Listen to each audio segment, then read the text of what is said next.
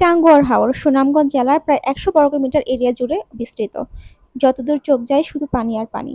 তার মাঝে ডুবে আছে অসংখ্য গ্রাম। ৭,০০০ একরের এই টাঙ্গুয়ার হাওরের আয়তন বর্ষায় বেড়ে ৩ গুণ হয়ে যায়।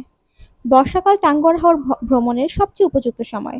মেঘালয় থেকে নেমে আসা পাহাড়ি ঢল পুরো হাওর তখন কানায় কানায় ভরে ওঠে। এক কথায় বলা চলে জুলাই থেকে অক্টোবর পর্যন্ত টাঙ্গুয়ার হাওর ভ্রমণের উপযুক্ত সময়।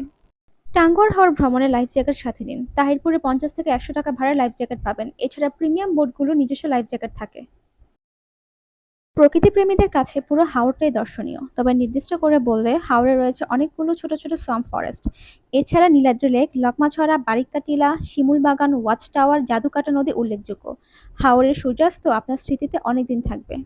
হাওরের হরেক রকম ও তাজা মাছ আপনার রসনাকে সমৃদ্ধ করবে। এছাড়া রয়েছে বিভিন্ন রকম ফলের তাজা জুস।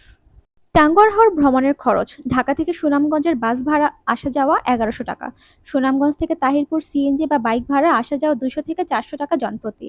নৌকা ভাড়া ৫,০০০ থেকে ১৫,০০০ টাকা, এটা আপনার দলের সদস্যদের মধ্যে ভাগ হবে।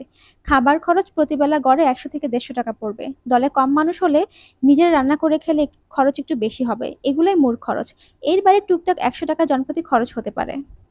এছাড়া টাঙ্গুয়ার হাওরে আধুনিক সুযোগ-সুবিধা সম্পন্ন ২-৩টে বোট আছে। এগুলোতে জেনারেটর থেকে শুরু করে হাই কমোড, লাইট, ফ্যান, গ্যাসের চুলা ইত্যাদি রয়েছে। ২ দিনের জন্য এসব নৌকায় ভাড়া পড়বে ১২ থেকে ১৮,০০০ টাকা। সবাই ভালো থাকবেন। আসসালামু আলাইকুম।